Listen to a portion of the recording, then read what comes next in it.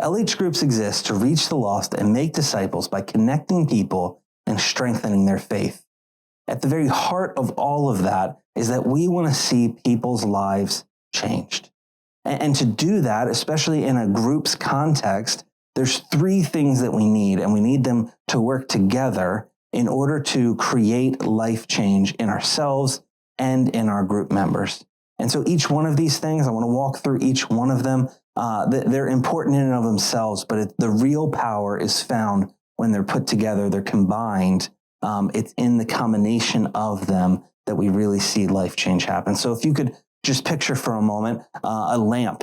There's three main components to that lamp that are crucial to the light bulb in the lamp being turned on. The first of them is power. You have to have power going to the lamp in order for that light bulb to ever get turned on. And in the context of groups, the power is truth. Truth has to be presented and proclaimed and talked about, studied, meditated upon. Truth is absolutely crucial to life change. And what is so important to remember as we're leading a group is that truth is much more easily received by someone when they're able to discover it on their own than when it's just told to them over and over again. Now, we have to tell truth. We have to proclaim truth. We have to teach truth. That's part of it. But we really need to be aware of the importance to guide people to truth. That guiding them to find it on their own is much more effective than just telling them about the truth to begin with. And so there's a simple acronym. It spells the word guide that we can think through as we try to guide people to the truth. The G stands for gather stories. Get to know people, understand their testimony, where they've been, where they currently are. You can't help get somebody to where they need to be if you're not aware of where they currently are. And so get to know people. You're not going to be able to be intimately involved in everybody's life, but you can have an understanding of who somebody is, what they're going through, what their story is. So gather stories. The U is use great questions. Using a great question in the middle of a discussion can be life-changing and can unlock so much in somebody's life. Just asking the right question at the right time can be so much more effective than being really good at explaining a truth to someone. And again, sometimes we have to explain truth, but helping ask a question that gets somebody thinking so that they can discover it on their own is going to be much more effective in the long run. The I stands for invite silence. It's okay for there to be awkward silence. In fact, it's important that there's awkward silence sometimes. Let people think, let people process. You've had the chance to study this, to think through this ahead of time.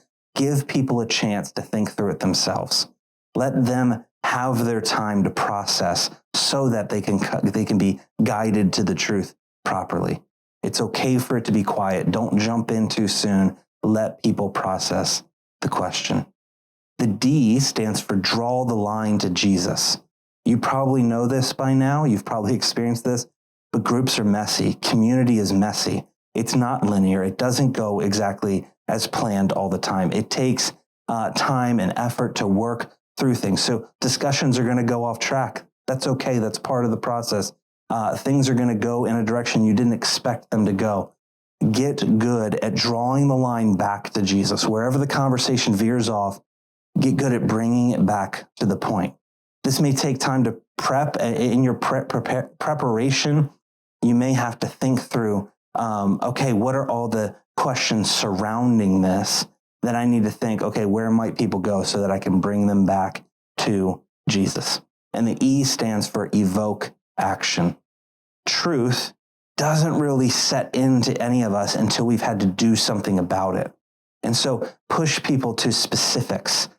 Try to come up with things that give them a way to put it into practice. And so they may have discovered it. Now challenge them to think about how can they specifically start to live that truth out.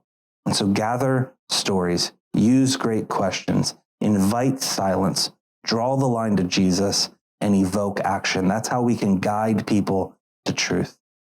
So the lamp needs power to it. That's absolutely important. But the other thing the lamp needs is a conduit. There has to be a channel for which that power can flow to be able to get to the light bulb so the light bulb can be turned on.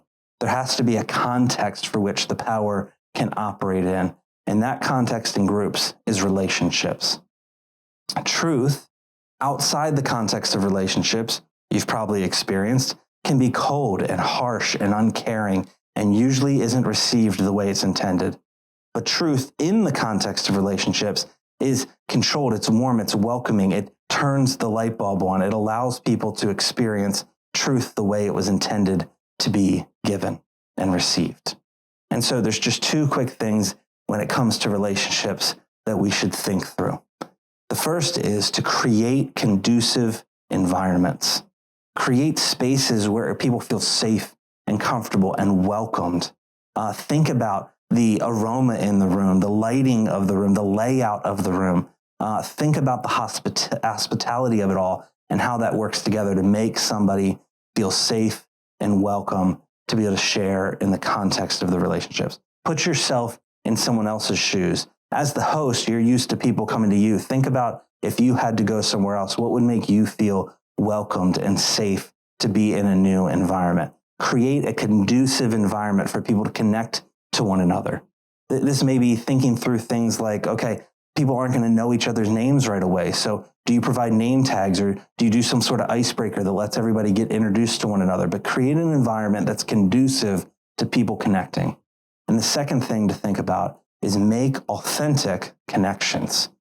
It's easy to just fall into the trap of just doing group week in, week out, and just, okay, study, prepare, teach, and you just repeat over and over and over again, but create authentic connections.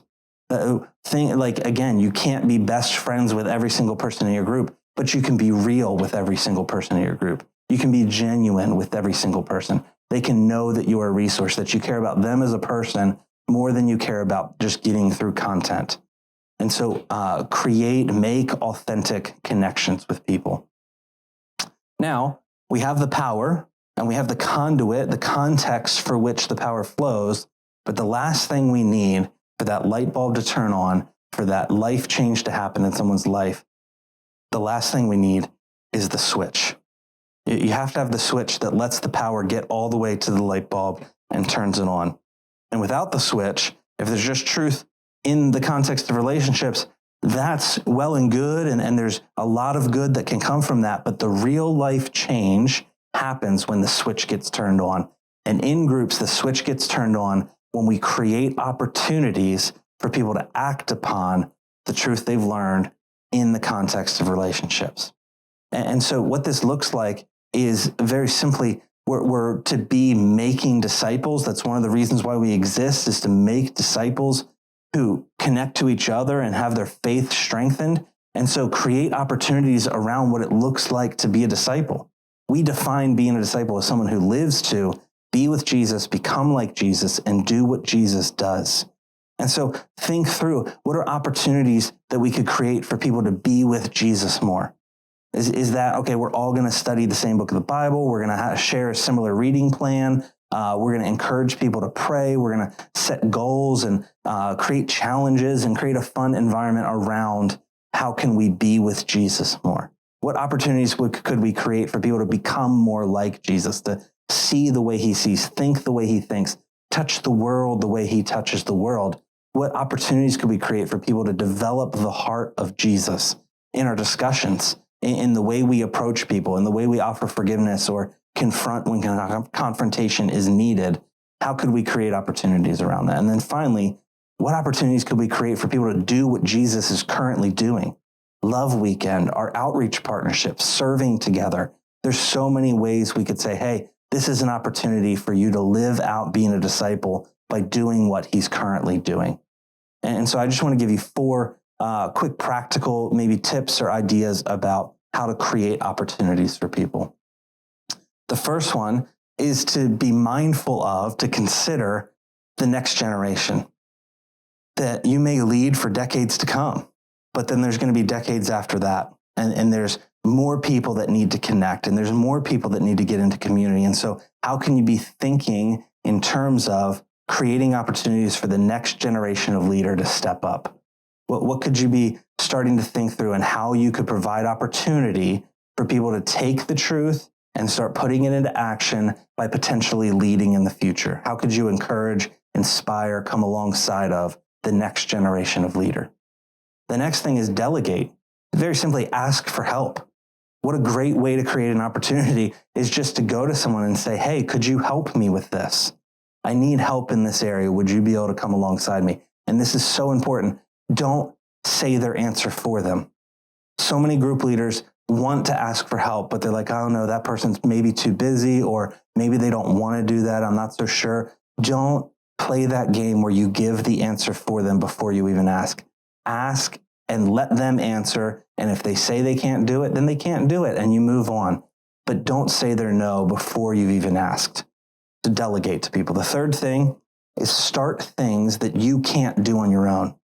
Start an outreach partnership or an outreach project that you're not able to complete on your own. Create a vacuum that requires, hey, if other people don't step up, this is going to fail, and we don't want to fail. Create that kind of atmosphere and opportunity that says, we're on mission. We're going to do risky things for the kingdom. We need everybody in, or it's going to fail.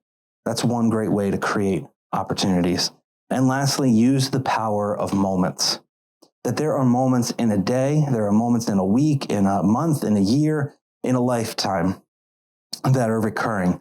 Daily kind of rhythms that happen, what your morning routine is, what your weekly routine is, holidays and events that come up. Easter's coming up in a couple months. What does it look like to use the power of that moment to create opportunities for people to put truth into action?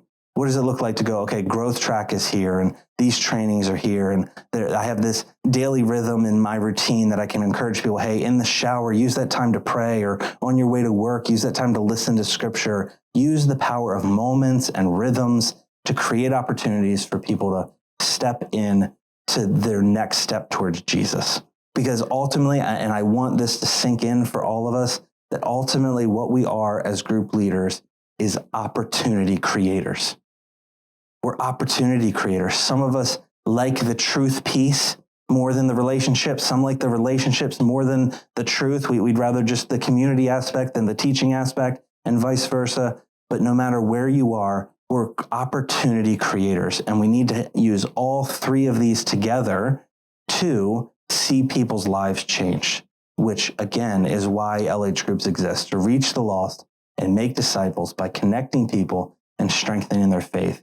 Because our heart is that Jesus is our message, people are our passion, growth is our goal, and contributing is our privilege. I love you guys. I appreciate you. Thank you so much for leading. Can't wait to see you next time.